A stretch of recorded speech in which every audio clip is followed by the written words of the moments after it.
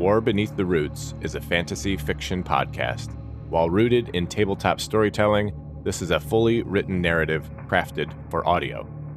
Video versions are available to enhance the experience with maps and art, but they're not necessary. This podcast contains violence and themes that may not be suitable for all audiences. Chapter 17. The thunder of wings swept across the clearing as the true dragons shifted in perfect formation, their mouths open as they hurled their breath downward. In a heartbeat, the air ignited with elemental onslaught. First came the gold dragon, with a saddled Mr. E at the vanguard. Its immense form coiled like living flame as it unleashed a massive cone of fire. The blast roared through the moral grove, setting gnarled oaks ablaze, turning blackened roots and fungal growths into hissing embers. The trees convulsed, splintered limbs exploding outward as molten sap dripped like blood onto the leaf-littered floor. Abominations caught in the blaze screamed as fungal flesh seared, their twisted forms collapsing in a shower of ash and glowing spores. As abominations and fungal creatures dove beyond the fire's reach, Mr. E raised his voice in that familiar, rippling cadence, yanking them from safety and hurling them again into the inferno, their motions reversed through time. Behind the golden dragon, a beautiful silver elder exhaled a great plume of frost. The ice-cold torrent swept across the courtyard, crystallizing the edges of fungal podiums and encasing the spore-crowned stalkers in brittle shells. Their motions halted, front legs frozen mid-stride, while shards of ice reflected the fiery backdrop in deadly contrast. From the flanks came the two smaller silver dragons, releasing paralyzing mists, pale shimmering clouds that curled into every crevice of the living floor. Root-spinned screechers stumbled as sinew locked, their bone-bladed fur stiffening into grotesque sculptures. A shimmering rust-brass-colored dragon unfurled its maw as it passed low to the ground, an arc of acid vapor left in its wake. Every droplet etched pockmarks into stone and flesh alike, eating through chitinous armor and melting microbial blooms into slick pools of green-brown ichor.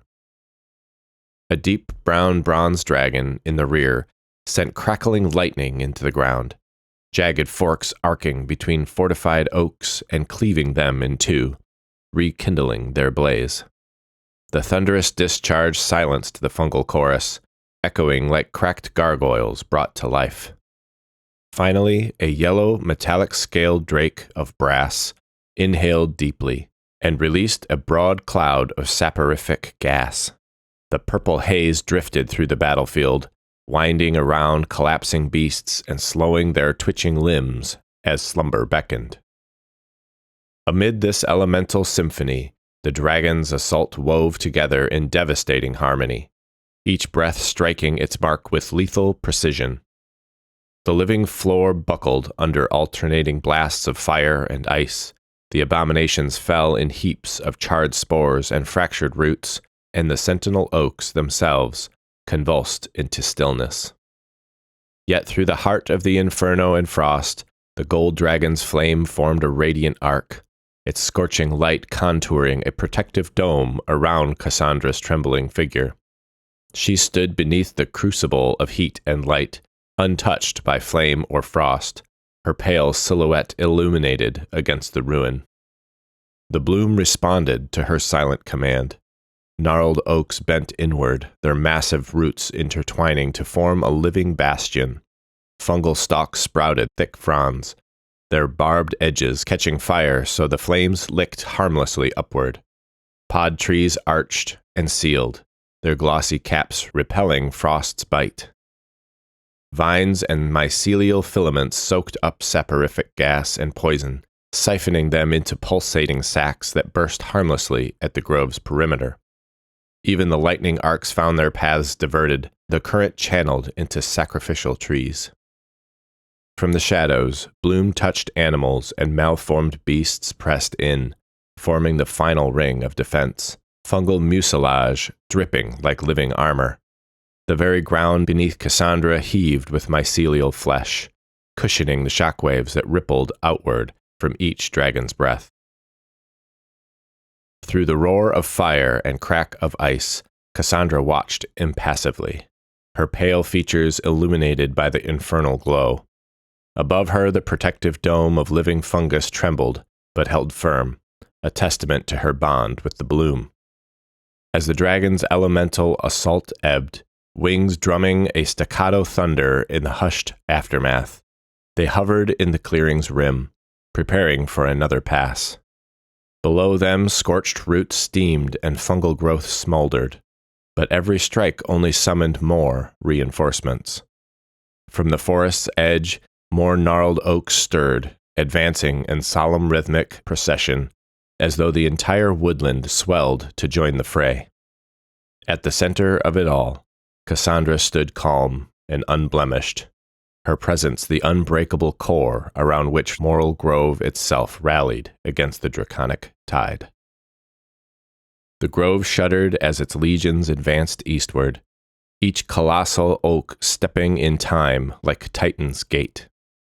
Yet even as the trees trudged toward some unseen goal, tendrils snaked skyward, gathering spores into swirling pods that tore free and burst into grotesque fungal wings. From these winged pods poured swarms of corrupted locusts, their chitinous shells mottled in black and green, wheeling into the air to harry the dragon's flanks. A squadron of massive sequoias lumbered forward, snapping off hickory-sized pods of hardened mycelium and hurling them on catapulting roots. One projectile shattered against the rust-colored dragon's flank, exploding into a gout of acidic dust that hissed over gleaming scales. As the cloud of acid obscured the dragons from view, the dragon's head snapped back, embers of burnt chitin flaking away. Beneath, the ground itself erupted, two massive spore-covered, scale-segmented snakes tunneling up, launched themselves into a writhing leap, jaws agape in silent snarls. Above, the dragons faltered, wings beating to ward off the swarms of fungal insects and the gaseous cloud of acid. Lightning arced through the acid clouds. Flame roared in sudden gusts as the golden dragon held its position. One of the massive segmented snakes hit home, pulling the brass dragon downward, coiling around before impacting the ground. The clearing became a maelstrom of elemental fury and rot-forged hatred, each side hammering the other in a brutal contest of nature's extremes. From the clearing's edge, only moments had passed. Markin and Korik watched in stunned silence. Markin's bow lay unused at his side. His eyes never left the grove. He could see in every crushing step of the moving oaks the power his sister now wielded, and wondered if any plea could reach her behind those fungal filaments. Korik's wrist rig glowed with frenzied data, but she barely registered its readings. Her jaw set as she measured the impossible scale of the bloom's intelligence. Blue knelt beside them, axe planted on the earth, silent awe shuddering through his massive frame. Even he looked on with a rare hesitation, as though he recognized an impossible task in the grove's unyielding advance. Beam stood closest, spores swirling like a living halo around his bark skin. At first, his spores pulsed a steady green, curative calm.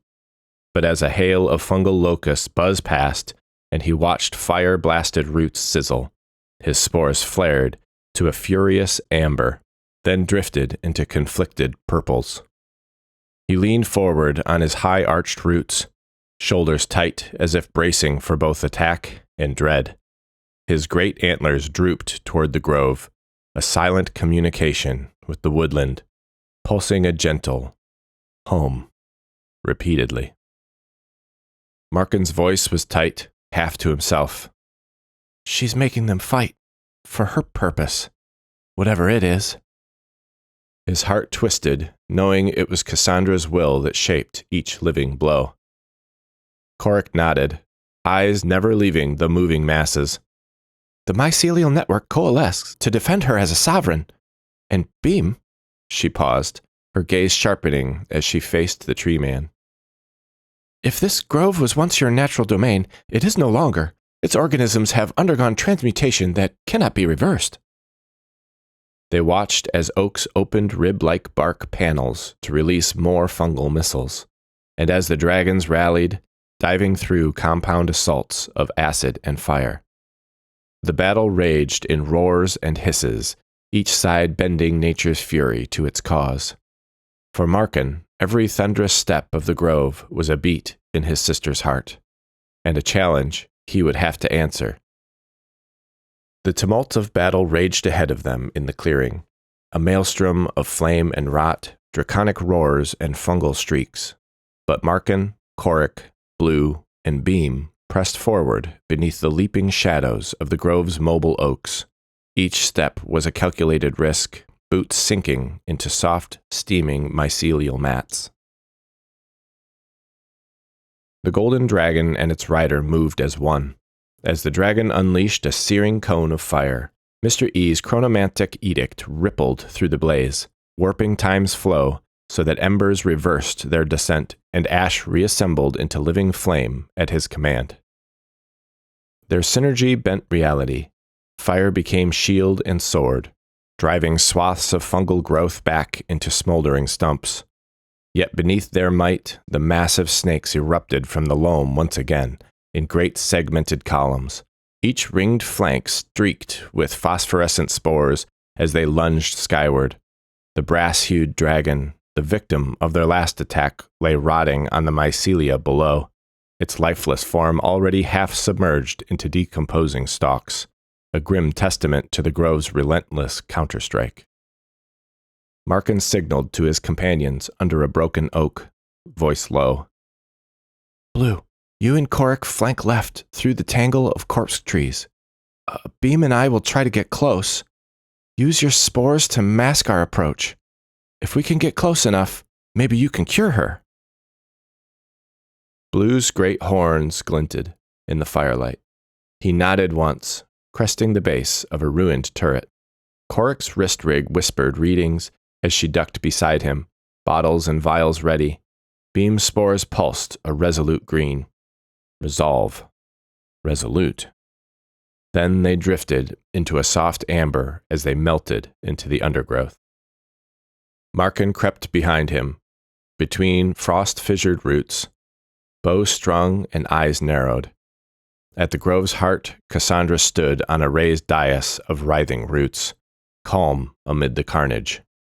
Giant oaks loomed behind her like ancient sentinels, their limbs curved protectively.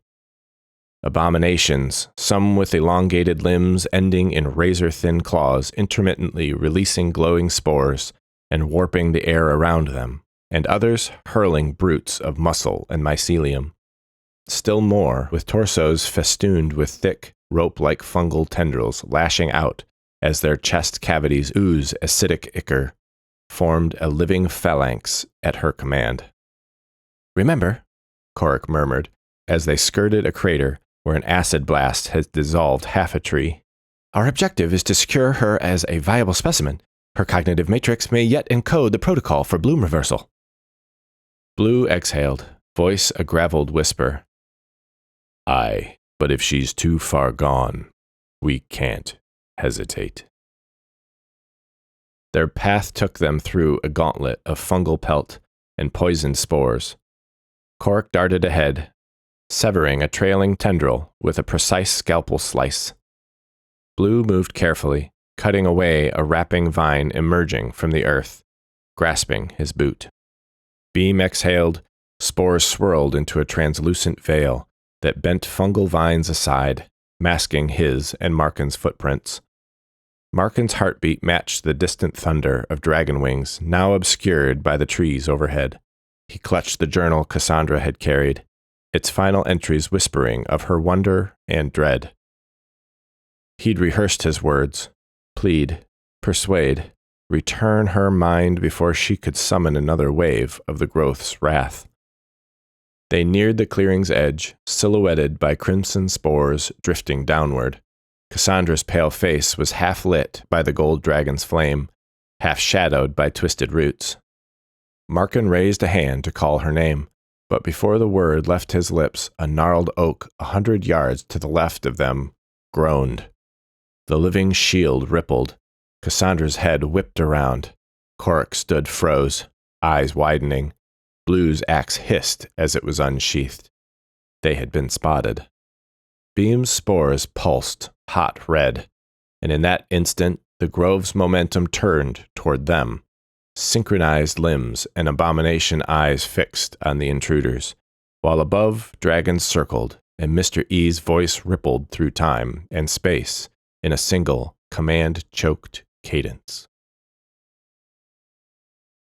Chapter 18. Blue's roar split the fungal din as he and Cork pressed against the grove's forward line. Spore-crowned and mycelial-covered beasts surged in a living tide. From the shadows lumbered zombified cultists, robes frayed and eyes vacant. One crimson garb still clinging to its bloated flesh, a twisted testament to its lost humanity. At the same time, a lion, fur matted with rot, and a stag whose antlers wept fungal sap, charged alongside the root-spinned screechers, crying in ear-splitting shrieks. At 100 paces, Beam and Markin were pinned back by a phalanx of barbed vine beasts, their jaws snapping spore-crusted fangs as their barbed claws began ripping through Beam's bark skin.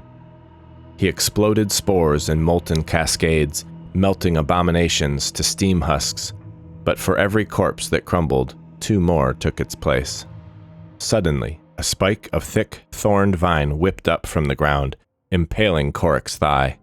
She staggered backward, tripping to the ground, her wrist rig clattering against a stump as acid-etched blood steamed across her body.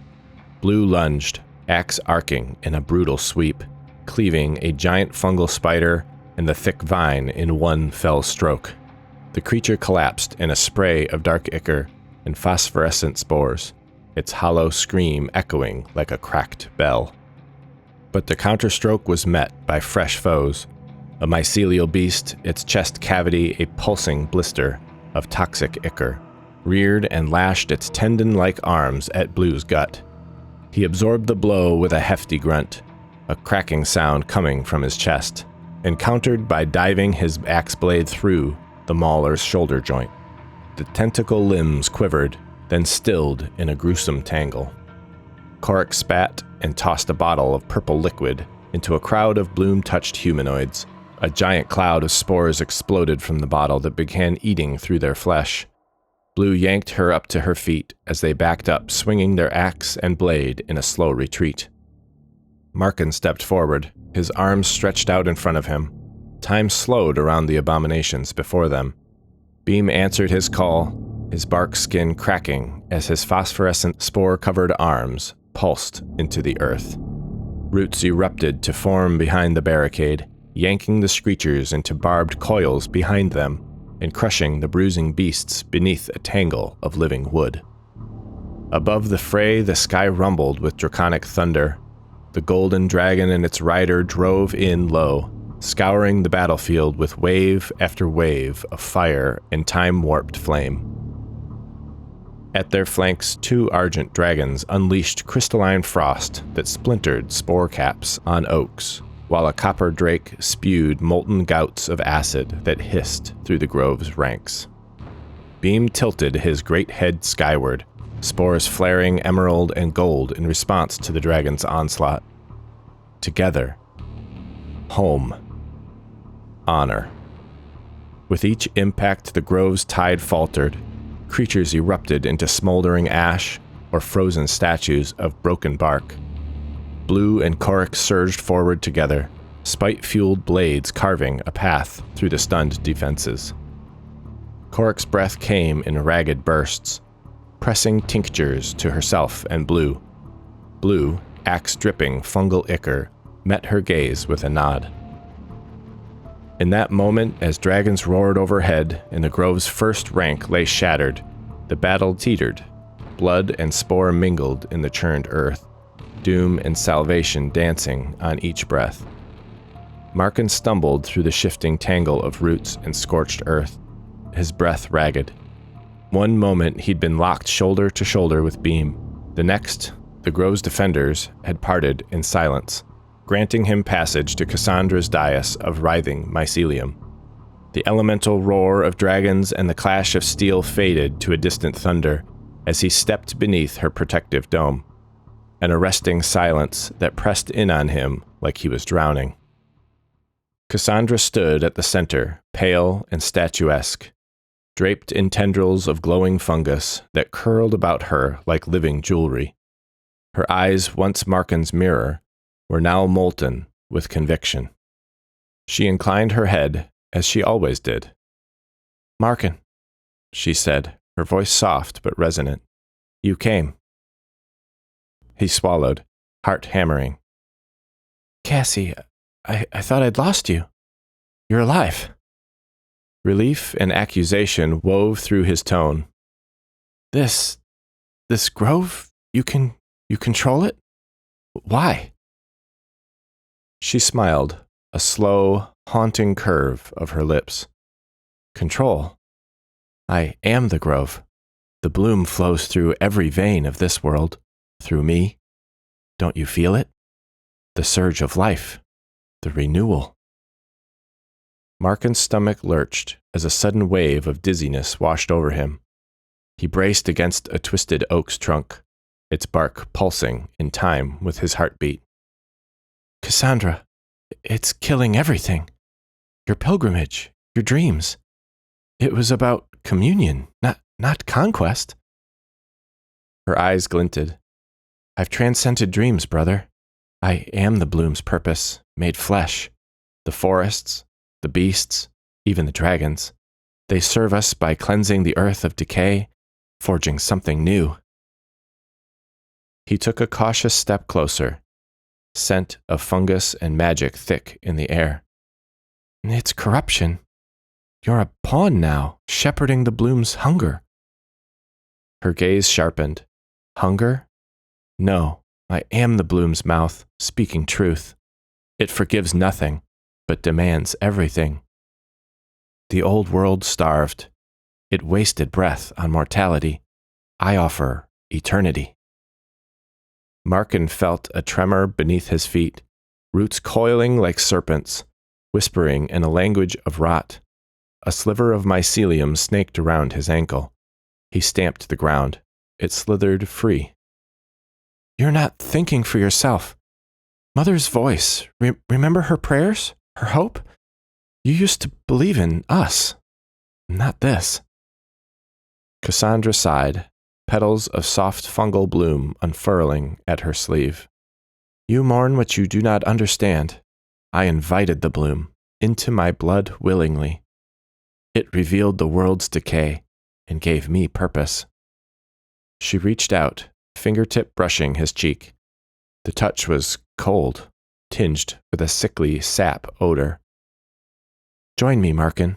Feel the clarity. Together, we can remake Itor into paradise." His vision blurred, the edges of the grove seemed to ripple. He felt a warmth in his veins, like sunlight behind his ribs. A whisper slithered into his mind. "Accept. Become more. Heal." His brows knitted. "No, I..." She tilted her head, sorrow softening her expression. "I won't fight you, brother. You were always the cautious one." Her hand drifted to his heart. "Let me show you." He recoiled, a pulse of nausea flaring as he staggered back. His fingers clamped the journal in his breast. I can't. I won't." But the world tilted. Roots snaked up his legs, binding him. His thoughts clouded with visions of endless green sprawl, of cities reclaimed by tendrils, of his mother's hymns drowned by fungal chorus. embrace, become. He felt himself slipping, desire blooming in his chest. "Markin," Cassandra whispered, voice honeyed. "Let go." He closed his eyes, hand on his brow. The infection slithered through his veins, drowning reason in spore warmth. A single thought bloomed. She's right. The grove sighed in triumph. And then, like a thunderclap beneath his skull, time snapped backward. He jerked upright, chest heaving as if yanked by some invisible chain. The ache in his head throbbed painfully. He blinked, and the fungal bindings fell away, roots retracing into the earth with a soft pop. The whispers receded. "Mr. E." Cassandra's form wavered like a mirage. Around him the protective dome flickered between brilliance and shadow. Her journal slipped from his grasp, pages fluttering. He staggered backward, mind racing. He knew then it was too late for her. Corrupted beyond rescue. Her mind had become the Bloom's conduit, and he would need every ounce of time-bending will to escape this cathedral of rot and reunite with the others. Steeling himself, he turned to Cassandra's vacant gaze. I'm sorry." Cassandra's eyes flared with ember light as she realized his betrayal. Tendrils of living bark whipped from the dais, coiling around her wrists as she drew a blade of hardened fungal chitin and lunged at Markin's throat. Markin's world slowed, time rippled at his command. He saw the chitin edge gleam, a heartbeat before impact. With a breath, he bent those moments to his will. He blurred aside, vanishing from her strike, watching her move past him in slow motion. His blade sank into the bloom-woven flesh of her spine with a wet, echoing crack. Cassandra gasped, eyes widening in shock as the fungal cloak around her rippled and frayed. She twisted violently, wrenching free of him as the wound widened. In that instant, her command echoed through the grove. Roots surged like serpents, branches slammed into the dais, and the living floor quaked. The cathedral of rot collapsed inward, great oaks crashing down in a cascade of splintered wood and choking spores, burying Markin beneath a tangle of mycelial wreckage. A surge of panic clawed at him, bones crushing, darkness closing in. But he summoned every shred of his chronomantic power. As he strained, he felt an additional surge of power from outside himself. Time recoiled once more around his battered form. The world rent apart with a sickening swoon of air and earth, and he was torn backward along the thread of fate. He emerged lying on the soft ground outside Cassandra's dome, breath heaving. Beam knelt beside him, spores pulsing in a gentle, verdant cadence, as though coaxing life back into his bones. Coric's sharp voice cut through the lingering haze of rot and ash. "Markin, are you?" He pushed himself up, eyes blinking through the vaporous residue of his time rift. He was back where he had first stepped beneath her shield. Around them, the grove's collapse had hollowed a circular plateau. Roots and oaks crushed inward toward Cassandra's dais, leaving a brief calm in the storm of battle. And there, descending in spiral wing beats and elemental rumble, came the dragons.